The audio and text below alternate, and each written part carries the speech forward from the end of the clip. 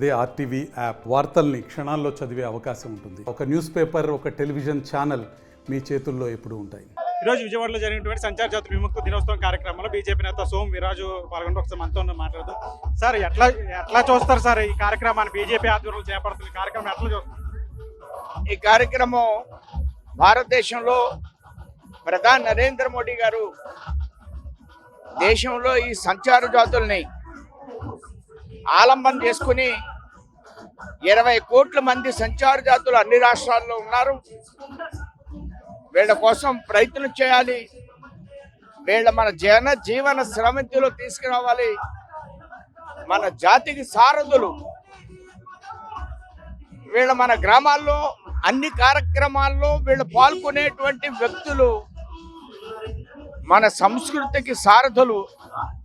ఆ విధమైన ప్రేరణతో దేశవ్యాప్తంగా ఈ కార్యక్రమాన్ని చేస్తున్నాం. వైసీపీ ఆరోపణలు చేస్తుంది సంచార జాతుల్ని కూటమి ప్రభుత్వం పట్టించుకోవట్లేదు.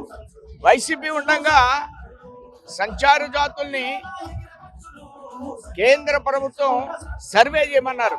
నేను ప్రెసిడెంట్గా ఉండగా 4 సార్లు ముఖ్యమంత్రికి లెటర్ రాశాను. ఆయన సర్వే చేయలేదు.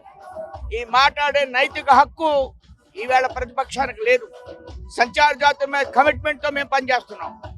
వాళ్ళందరూ కూడా రామభక్తులు, దేశభక్తులు, గ్రామ భక్తులు, సంస్కృతి సంబంధించి. ఈ విషయం జగన్మోహన్ రెడ్డికి ఏం తెలియదు. అలా సంచార జాతి అంటే ఏంటో తెలియదు. ఆయన బెంగళూరు తెలుసు. ఆయనకి ఏమన్నా పులివెందుల ఆశ్రమాలు తెలుసు, కానీ ఆయన సంచార జాతులు అంటే ఏమి తెలియదని నేను చెప్తున్నా. రాజకీయాలు ఎలా చూస్తా అంటే అమరావతి మీద కావచ్చు, లేదంటే వైజాగ్ స్టీల్ ప్లాంట్ మీద కూడా సోషల్ మీడియాలో దుష్ప్రచారం జరుగుతుందంటే మన ముఖ్యమంత్రి చంద్రబాబు, పవన్ కళ్యాణ్ కూడా ఖండించారు. అదే అమరావతి గురించి కానీ, అటు వైజాగ్ స్టీల్ ప్లాంట్ గురించి కానీ సోషల్ మీడియాలో విష ప్రచారం జరుగుతుందని చెప్పి అటు ముఖ్యమంత్రి చంద్రబాబు, నిన్న పవన్ కళ్యాణ్ కూడా మాట్లాడారు. ఏం చెప్తారు దాన్ని? ఈవేళ స్టీల్ ప్లాంట్ నిలబెట్టే పార్టీ ఎన్డీఏ, మోడీ గారు.